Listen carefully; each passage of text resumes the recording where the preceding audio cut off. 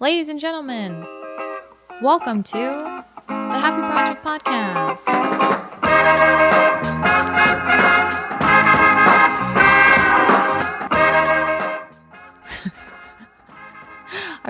I wanted to have a different intro this time. Did you?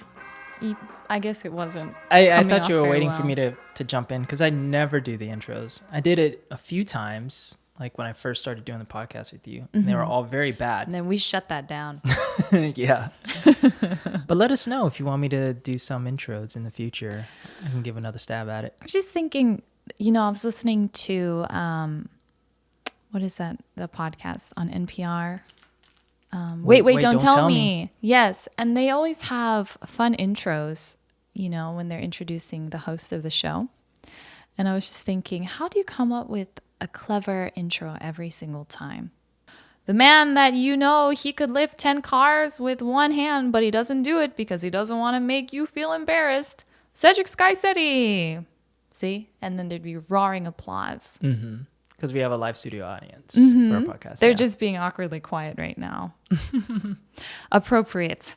Well, anyway, welcome to the Halfie Project podcast. And today we are going to respond to a listener mail that I got recently. And I just thought it was a very good one because it opens up the conversation to talk about, I think a lot of nuanced things. And I think it can be difficult to discuss with, let's say, one group or another group that you might feel connected to, because everyone's going to have different points of views. And so we just thought, all right, let's meet in the middle and discuss it here instead. And I'm just going to briefly read this message, okay? And it goes like this. Lately, I've been feeling distant in both my culture. The Black side assumes I choose Korean culture more than them, or assuming I don't care for Black Lives Matter, which I do care and support.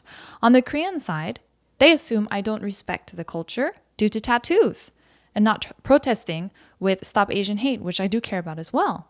I just feel like I can't do right for both my people. I don't know. I feel being mixed is confusing sometimes. Is that how other mixed Asians feel? And how do we handle it? Okay. This is quite a layered question. We have in this one question, we're having Black Lives Matter, Stop Asian Hate movements, not fitting in one or the other, feeling like I'm doing wrong by both sides, and assumptions being made, and due to personal choices or appearance.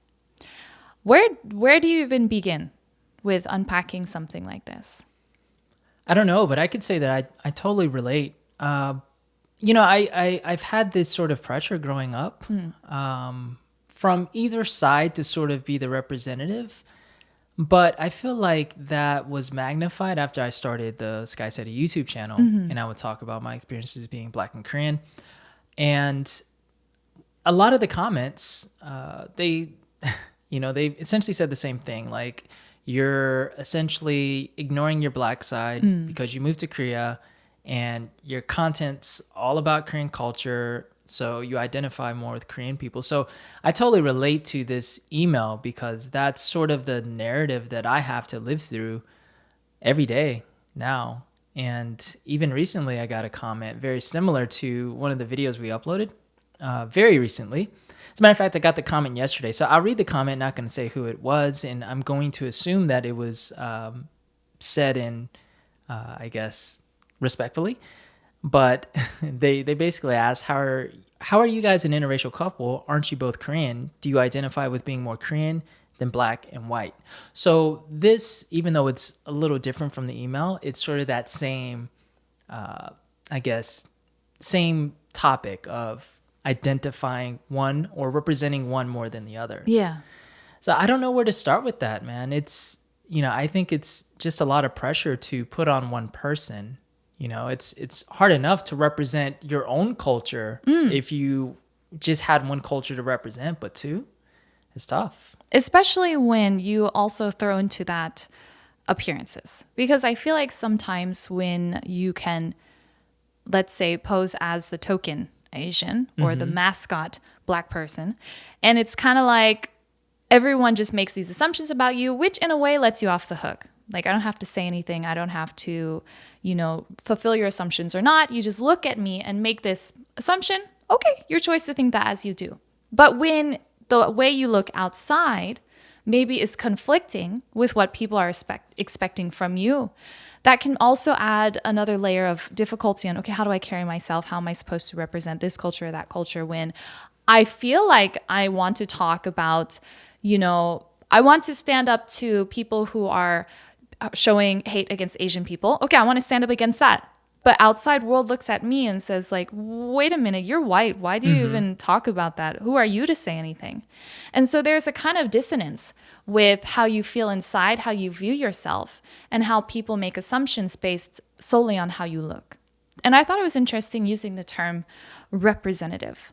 In a way, it's almost like an unfair burden that can be given or granted to people who are hailing from two different ethnicities, and that it becomes apparent with how you look. Yeah. Because not one individual can honestly or in full represent a culture or what people think. And we hear this phrase used a lot in the US especially. Black people are not a monolith. And I think it goes honestly with every single culture, every single ethnic group, every single race, every single community.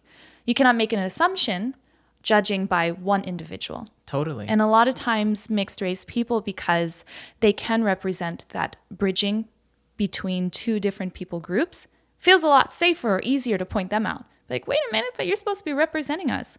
But it's a bit unfair, I think, to put that kind of burden or expectation on someone else and on yourself, which I feel like a lot of times it's very easy to feel. Yeah.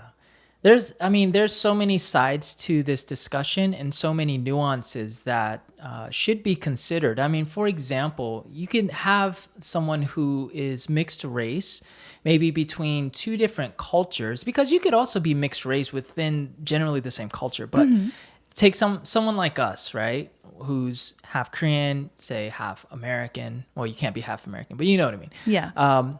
And some people have had equal exposure to both sides, whereas others might have only primarily been exposed to, say, the American side because they grew up in America, didn't have any exposure to maybe the Korean language because their parents speak English fluently, or maybe they didn't want their child to learn Korean because they're in America, which is very common with especially like parents of our parents' generation in America.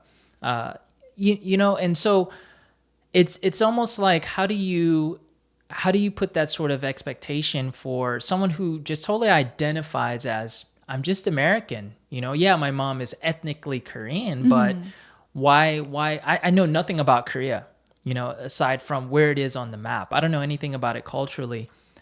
And it's almost like, how can you expect for a person like that to equally, I guess, using the word represent, equally represent both sides, whereas when they identify with one side, but then you have others who feel like they're right in the middle. Yeah. And I think you and I fall somewhere in that, right? Where we feel like we understand, maybe not fully, both sides, or we understand one side a little bit more, but we still feel like we're able to represent both sides, and we feel an affinity to both sides. You take those situations, they're completely different, but you have the same expectation on both people. That's right. Yeah. Yeah. And I think that it is very easy when you are outside of a culture or community to make a judgment, and not in the negative sense, but a judgment on how these people, quote unquote, are supposed to act or think or care about. Well, you're Korean. You're supposed to love kimchi. I can't believe you don't love kimchi. Right. You must not be Korean. So that is putting an outside person's opinion on a certain quality that they expect someone who is inside that community to carry. Now, when we're talking about this in a grander sense, let's talk about, say, certain movements that are happening, especially in the United States. Black Lives Matter, anti-Asian hate, stop anti-Asian hate. So people on the outside say, if you're Asian, then you should be caring about the stop anti-Asian hate movement. But you don't. You don't stand up for it. Then you must not care. You must not be Asian. You're equating a certain quality that from the outside, maybe it's very easy to pinpoint as something someone who's Asian is supposed to care about. But there's always a host of reasons why a person chooses to do something or chooses not to do something. And as crazy as it might sound, sometimes it's not related to culture or race. Right. It can be a totally different reason. But it's very easy as human beings to see something with our eyes and make a physical judgment. Oh, your skin tone is this. Your eyes look like that. Oh, you speak this language. Then you must be equal to this quality or care about such and such quality. Yeah. So in reality, the person who's asking this question, I think what I would like to say is, well, this is up to you. This is your own decision, your own, and I hate to say choose a side that you feel affinity to, because it's never as simple as this or that. But when you want to speak up, when you want to think about it, when you want to hold it to yourself, when you want to care about it, when you need more time to think, do I care about this? Is this something very important to me? These are choices that only you can make as an individual, and I think should not be wrapped up with the concerns of people outside of your race or your community and the expectations they might place on you.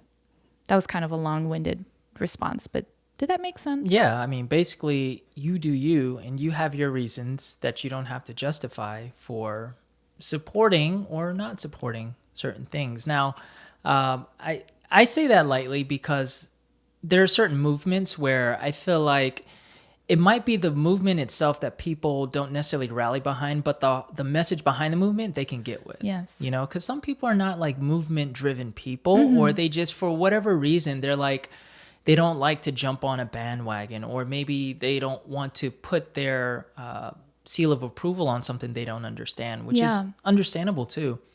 I just don't think that, because we live in a culture now, like it's the cancel culture, so we're used to shaming people for their beliefs or their decisions and choices, which I think is overall toxic. I mean, there's good that comes out of it, of course, but you know, it's sort of like we just like to shame people, and we have no idea why they are the way they are. We have no idea what their background is.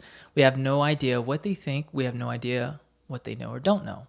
And all of that plays into, I guess, plays a part. And again, it's a very nuanced thing. When we talk about culture, it's always nuanced, and there's always hundreds of different sides that makes up the story. Yeah. So it's just very unfair to, again, place a certain burden or expectation on people based on how they look or their ethnic makeup. That's right.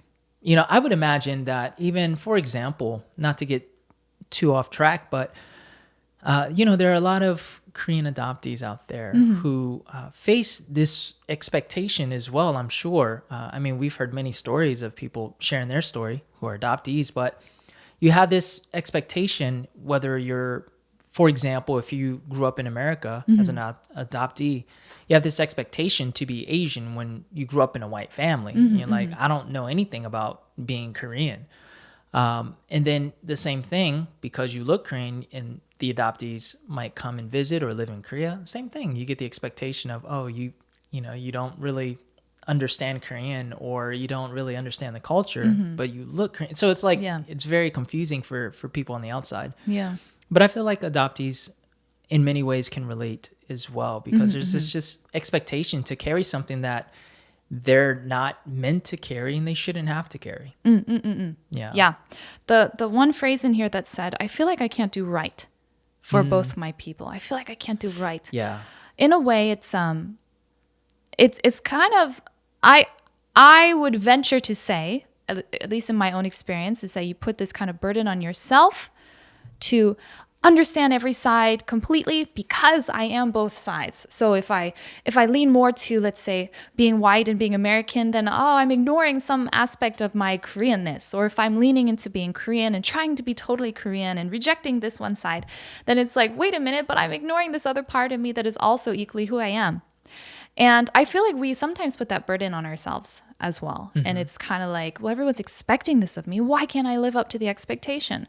Because I feel like that is an undue burden oftentimes. And this is, again, a little bit off topic, and I'll talk about this in another video that I've been thinking about. I notice a lot of times in pop culture or in books, in tall tales, fairy tales, folklore, that many times superheroes, for example, or people who come to the rescue of some great, enormous situation are half this or half of that, half God and half human. So they're able to save the world because they can resist certain temptations, but they understand the struggle. And it's kind of like, woo, we're putting this, I feel like there's this burden that we put on ourselves. Almost like, well, I can be the bridge between these two sides. I should be able to understand everything fully. But not everybody understands that. Not everybody thinks in this two mutually exclusive things actually being combined and meeting in the middle. It's almost like 1 + 1 = 1. And not everyone can wrap their mind around that. And so it's no wonder it can feel confusing. And it's no wonder it can feel a little bit like, where am I supposed to express this? And there's really no easy, straight answer that we can give. But I think the important thing is that as we talk about these things with understanding, with compassion, because it would be like you trying to teach me a math problem and I'm not getting it. Nope. And the more frustrated you get, why can't you get it? Then the more frustrated I get and I resent you. The same thing can happen when we're talking about these human to human issues. And so that is just the only thing I would like to say to our friends out there who are mixed, who are feeling these ways. Think about it. How should you talk about it? And, pick your time and place if you ever want to have that conversation. But the most important conversation is the one that you have with yourself and the choices that you're going to make about yourself and how you're going to address the outside world. Yeah.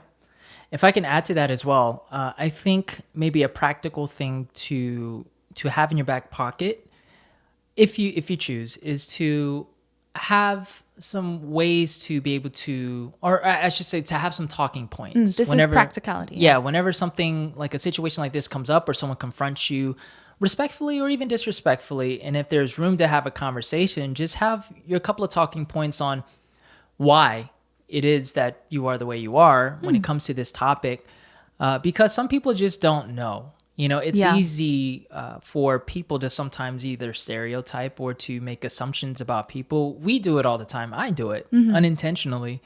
And it just takes one person explaining to me, oh, maybe you shouldn't say this or have these sort of expectations because of this. And I'm like, oh, I get it. And then I won't do it again. So So I think having this dialogue, if there's room for it, is a practical way to address the issue. Is it annoying? Absolutely. I mean, I feel like I do this all the time, again, on the YouTube channel. I have to explain to people why I'm not moving to Africa or, you know what I mean? Like, or why I chose to live in Korea. Yes.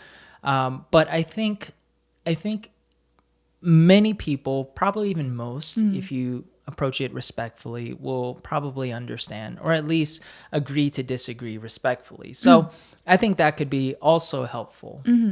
And yeah, on one side, it's like we are saying the same words over and over and over and over again, but the person on the other side is hearing it for the first time. Right. Yeah. And this is where patience and grace comes in. And that's the beautiful thing about having these kind of conversations. And I feel like the more that we do it, the better we get at it, because doing this podcast is really in our way to take these thoughts and feelings and concepts that we carry in our brain, put it into words. And that way we're able to communicate it to other people who then can understand better as we are understanding it better. Right. And that's long short of it. That's it's a great question. And I'm really happy that our friend wrote this in. I'm not sure if it answers it in what he was hoping for, but maybe it will open some doors for some new thoughts to come in for other people who are tuning in. So yeah, that's it. Short and sweet, huh? Well, if anybody else has questions that they have or, comments, topics that they'd like us to touch upon, we're very open to having these kind of discussions and we really appreciate it. And you can always get in touch at thehalfieproject@gmail.com. Or if you're watching this podcast on YouTube, just leave a comment below. Be sure to subscribe and tune in wherever you get your podcasts.